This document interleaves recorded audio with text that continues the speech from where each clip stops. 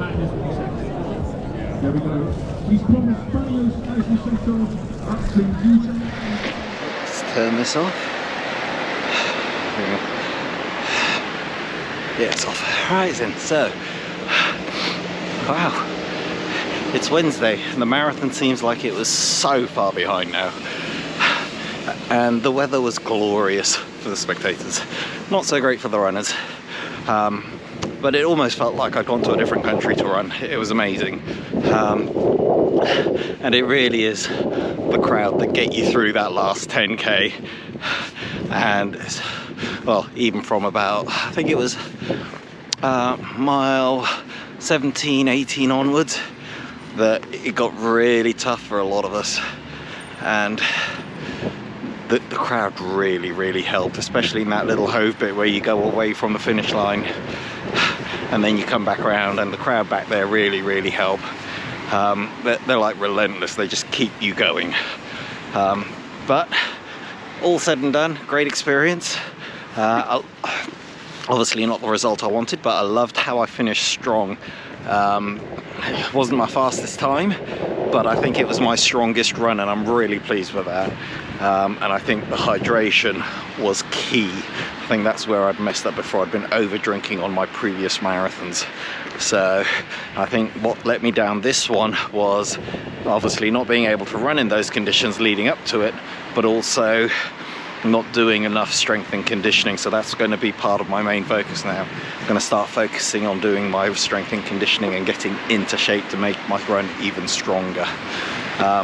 So what am I doing today? I'm doing an easy base run, nothing too strenuous, zone 1 or 2, just running to feel. I'm going to be doing about an hour, so about 10 miles. And I am 2.5 weeks out from the Worthing half marathon. So I know there's not a lot I can do for that other than maintain my current level of fitness and keep the legs turning over.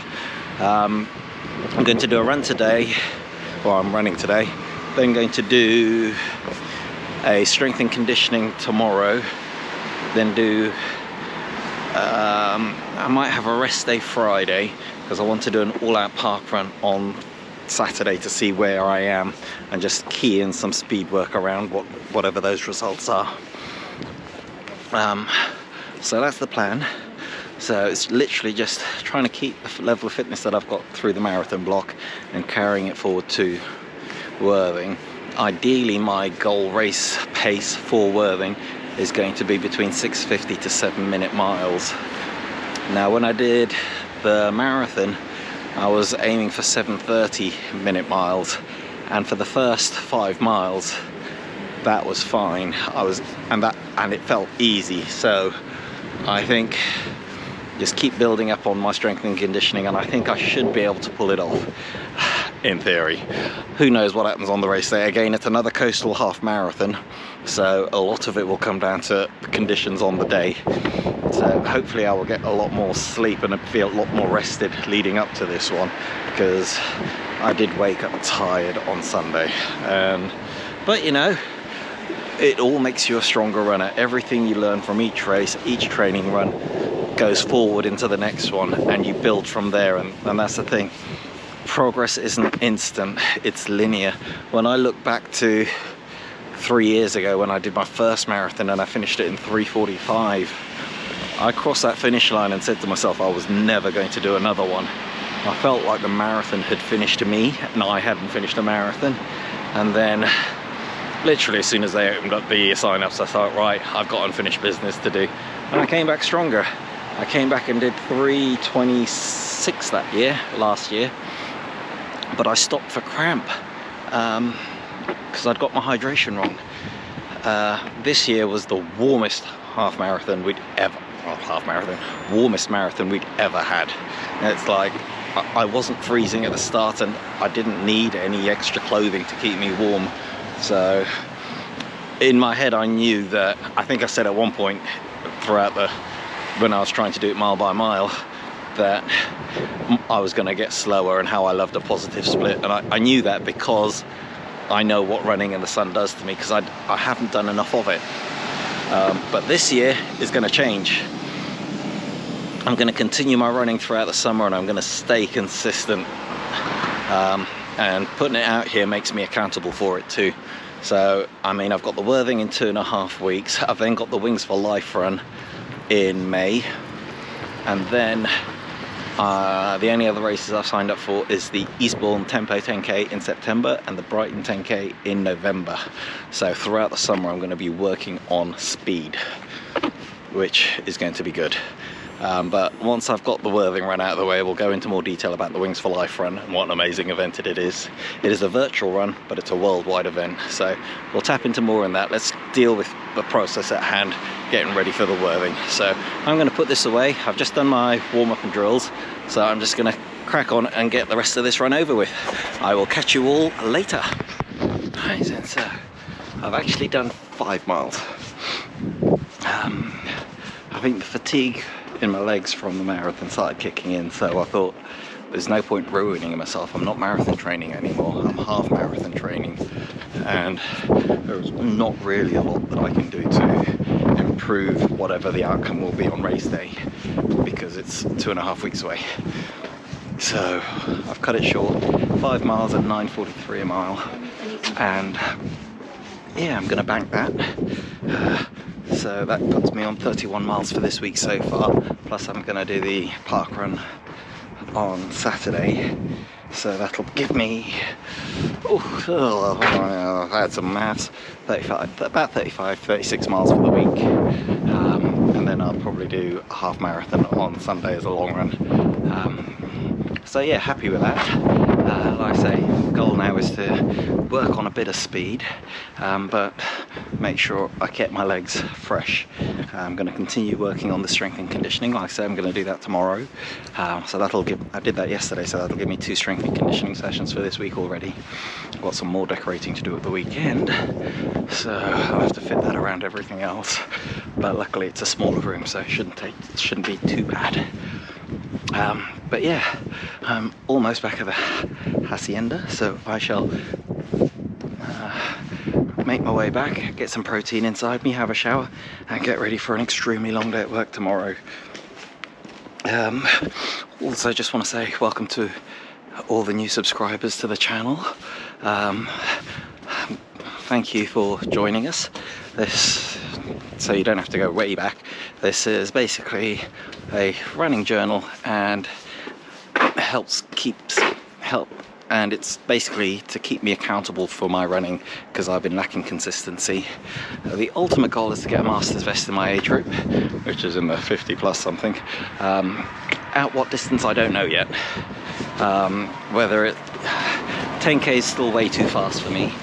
My PB is 43 and qualifying time is 37 for my age group at the moment. Half marathon I think is still too far for me as well. My PB at the moment is 1:33, and I think the qualifying time is like 1:24 for my age group. At the moment the closest one to it is the marathon. My PB is 1:26, and I think the qualifying time is not 1:26, 3:26, and I think the qualifying time or qualifying standard is like 3:15, 3:20, no 3:25 I think, or 3:24, something like that. But that's just to hit the qualifying time. I still need to be at the top end of my age group to even stand a chance of being selected for the England vest and getting a chance to maybe compete. So we'll see. Anyway, glad you all like the Brighton Marathon video. Yes, so once again welcome, and thank you for joining me on this journey. Bollards!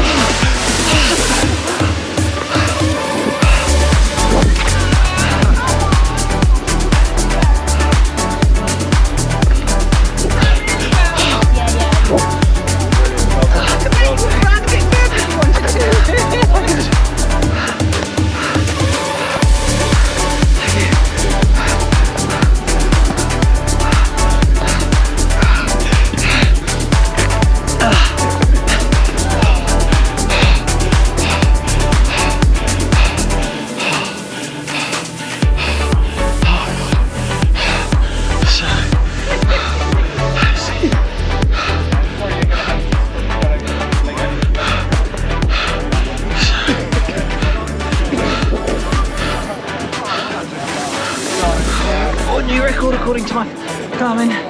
Fastest mile, 6:13. Obviously the first one because I went out too fast. And I did that in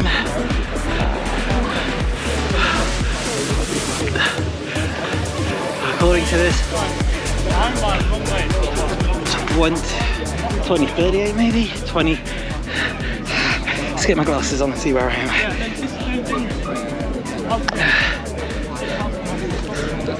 20:38.2. So a little, about 3 seconds off my PB. Legs felt really heavy. I don't know if that's from the strength and conditioning I've been doing this week or still fatigue from the marathon, but I'm pleased with that.